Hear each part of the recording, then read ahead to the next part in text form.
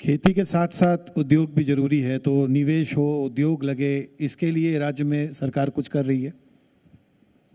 देखिए, हम लोग नई उद्योग नीति 2024-30 लाए हैं और बड़ी मेहनत से हमारी उद्योग मंत्री और उनकी पूरी टीम सभी वर्ग के लोगों से सलाह मशवरा करके, व्यापारियों से, उद्यमियों से सबसे सलाह मशवरा करके ये उद्योग नीति को लाए हैं और इसका रिस्पांस बहुत अच्छा है।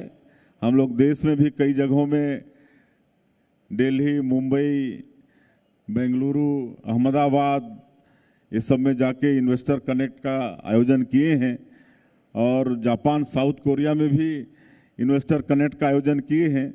तो सब जगह हमारी जो नई उद्योग नीति है उसकी सराहना हुई है और करीब 1-1.5 वर्षों के बीच में ही, कहे कि उद्योग नीति बनाए उसके बाद 1-1.5 वर्ष ही हुए हैं, करीब 8 लाख करोड़ का एमओयू हुआ है।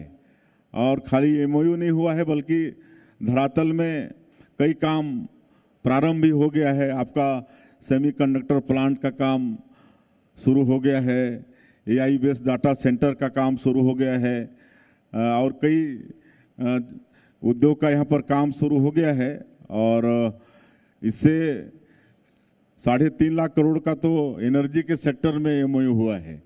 हम लोग आने वाले 2-3 वर्षों में 30,000 मेगावाट मतलब पावर और यहाँ पर जनरेट कर पाएंगे अपने प्रदेश में। तो हम लोग आने वाले 2-3 साल में पूरे देश में पावर सेक्टर में नंबर 1 हो जाएंगे।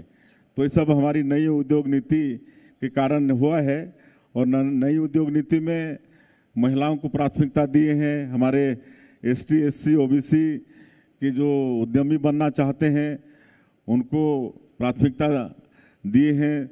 सिंगल विंडो सिस्टम उसमें लागू किए हैं कि मतलब कई तरह की परेशानियां होती थी, कई दफ्तर जाना पड़ता था, समय की भी बर्बादी होती थी, लेकिन अब सिंगल विंडो सिस्टम के कारण इस परेशानी से हमारे उद्यमी बचेंगे।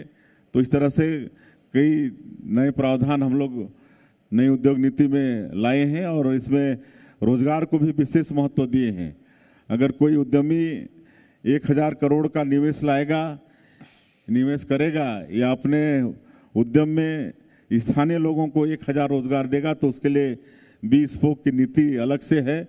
विशेष प्रोत्साहन की व्यवस्था हमारी नई उद्योग नीति में है और इस नई उद्योग नीति का अच्छा परिणाम देखने को मिल रहा है।